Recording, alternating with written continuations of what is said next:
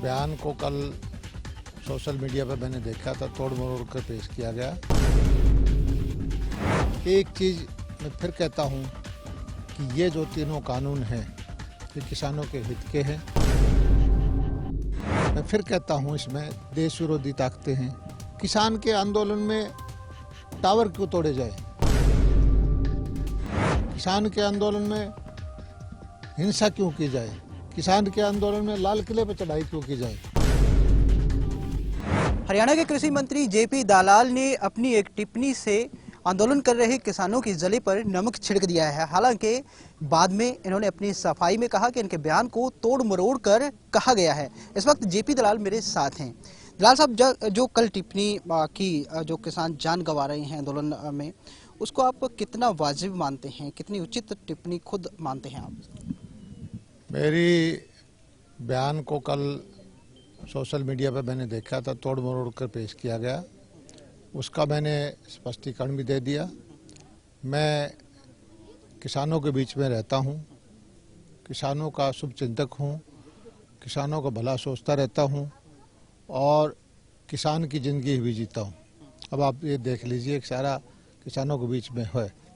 लेकिन एक चीज़ मैं फिर कहता हूँ कि ये जो तीनों कानून हैं ये किसानों के हित के हैं। और जो ये आंदोलन है इसमें दो तरह के वर्ग हैं। एक गरीब किसान जिसको भावना में बहाकर घुमा फिराकर मोहरा बनाया गया है, और एक जो है आंदोलनकारी जो जीवी, जिनको किसी न किसी मुद्दे पे आंदोलन करना ही होता है, चाहे वो शाहीन बाग का मामला हो, चाहे टिहरी डैम का मामला हो, चाहे सरदार सरोवर डैम का मामला हो, चाहे 3 तलाक का मामला हो। कुछ चेहरे ऐसे हैं जो सड़क पर तैयार चादर बिछाए बैठे रहते हैं। और मैंने यही कहा है कि जितनी भी मौतें हुई हैं देश में, जो भी मौतें होती हैं, हर आदमी को दुख है। लेकिन ये जो मौत हुई प्राकृतिक रूप से हुई थी। और मौत, हमारे गांव में कहावत है कि भी ऊपर वाले के चीना मरना ऊपर वाले के हाथ में है। और गांव में हो तो भी ये मौतें हो सकती थी, घर में हो तो भी ये मौतें हो सकती है। लेकिन मेरी बात को घुमा फिरा के जो भी किसी तरह से मीडिया ने, सोशल मीडिया ने कोशिश की, फिर भी किसी भाई को कोई कष्ट है तो मैं अपनी अक्षमा याचना करने में मुझे कोई गुरेज नहीं। आपने खुद कहा कि जो किसान हैं भोले भाले हैं, भावनात्मक तौर पर उनको भड़काया जा रहा है या उकसाया जा रहा है।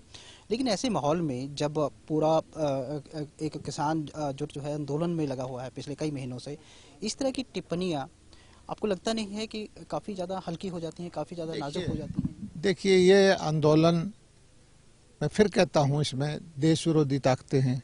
किसान के आंदोलन में टावर क्यों तोड़े जाए, किसान के आंदोलन में हिंसा क्यों की जाए, किसान के आंदोलन में लाल किले पर चढ़ाई क्यों की जाए।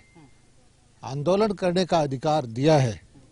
आप आंदोलन करने की जगह पे बैठो, अपनी मांगे रखो, अपना अधिकार संवैधानिक तरीके से लो। लेकिन आप तो कहते हो कि मैं सुप्रीम कोर्ट को भी नहीं मानूंगा। सुप्रीम कोर्ट कमेटी बनाई के कहते हैं ये भी बाइस्ड है। कहीं तो इस देश में लोकतंत्र है, आपको अधिकार दिया है, तो ये तो नहीं है कि आप दूसरों का अधिकार को छीन लोगे। सड़क पर चलने का दूसरे लोगों का भी अधिकार है। और आपकी कोई शिकायत है, चुने हुए प्रतिनिधि से आपको कोई शिकायत है, तो सबसे देश में सर्वोच्च न्यायालय है। उसने कहा कि भाई हम सुनवाई करेंगे, हम कमेटी बनाते हैं। उस कमेटी को भी कह दिया कि ये कमेटी बाइस्ड है, जबकि कमेटी ने कोई फैसला नहीं देना था। कमेटी ने तो पक्ष छोड़ के सुप्रीम कोर्ट के सामने रखना था। तो मेरी एक चीज़ कहता हूँ, जो मेरे किसान भाई हैं वो विवेकशील हैं और सब धीरे धीरे करके अपने घरों को आना शुरू हो गए हैं।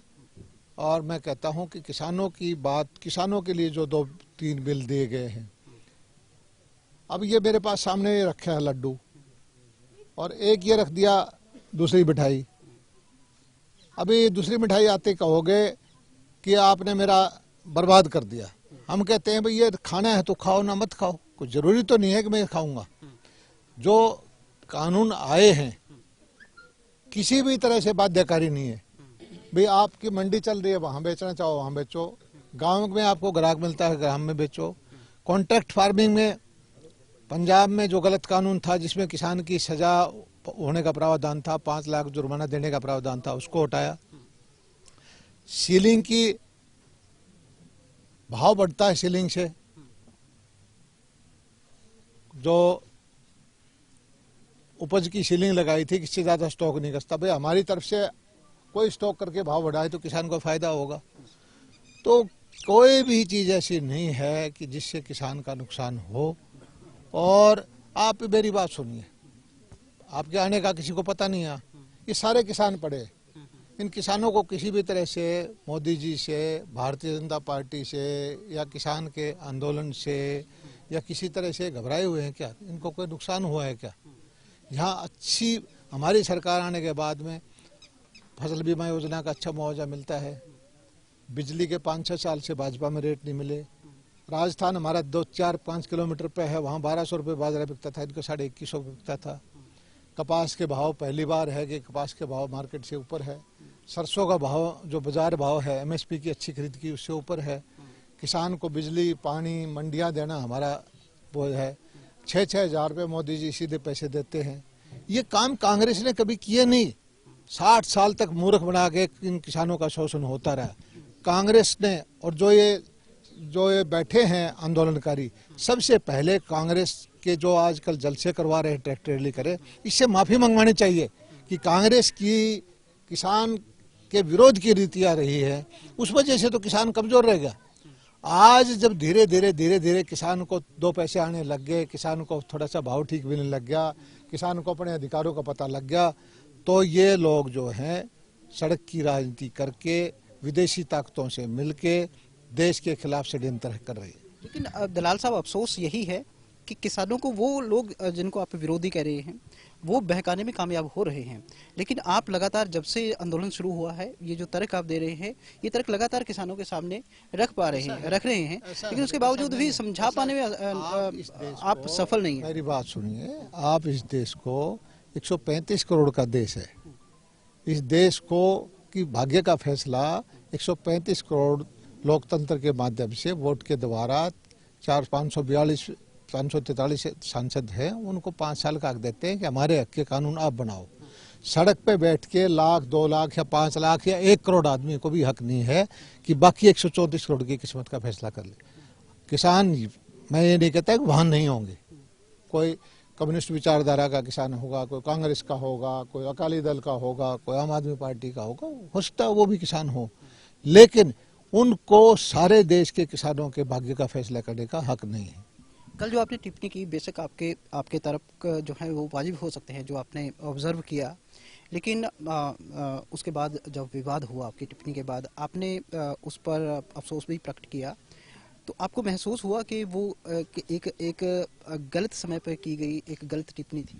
मेरा जो दिखाया गया वो सोशल मीडिया पर काट छाट के दिखाया गया।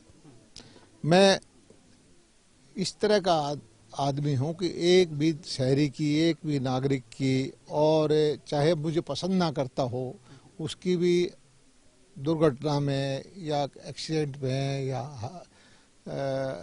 हार्ट अटैक से या कैसे गिर के मृत्यु हो तो मुझे कष्ट होता है, मैं संवेदना प्रकट करता हूँ। और किसान परिवार से, मैं किसानों का मंत्री हूँ, मेरी जिम्मेवारी हरियाणा के सारे किसानों की है।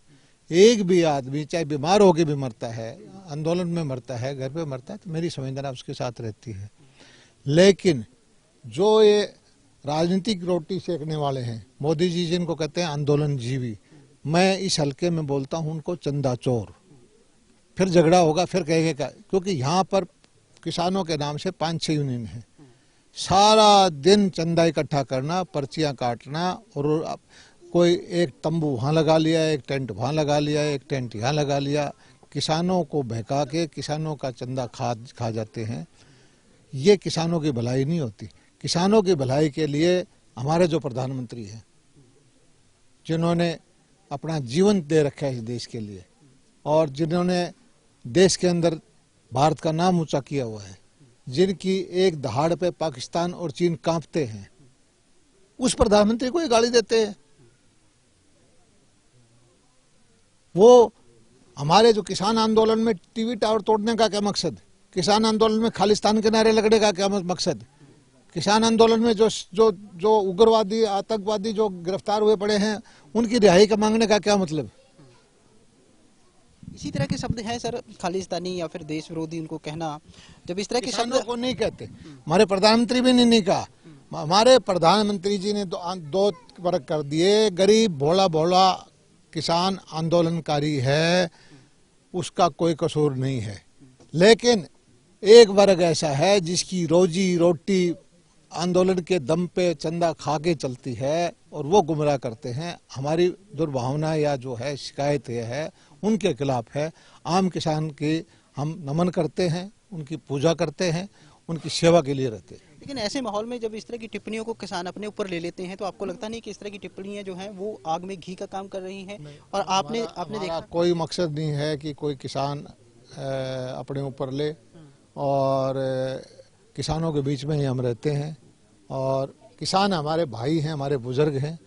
अगर वो कोई चीज़ महसूस करेंगे तो हम उनको मना लेंगे, उनसे माफ़ी मांगने में हमें कोई दिक्कत नहीं है, उनको समझाने में कोई दिक्कत नहीं। इस तरह की टिप्पणियां यदि सरकार की तरफ से आती हैं या फिर सरकार के लोगों की तरफ से आती हैं तो किसान का जो आंसू है वो टपकता है। और आंसू का आपने देखा, आंसू का आपने टपकता है। किसान का आंसू टपकाने की हमारी कोई इच्छा नहीं है।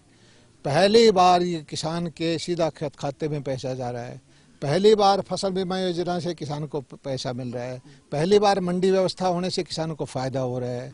किसान के आंसू टपकाए किसने हैं? जिसने 60 साल शासन किया, किसान को भरमा के रखा, किसान को भूखा मार दिया, किसान आत्महत्या करता रहता, किसान कर्जे में दबा के छोड़ दिया।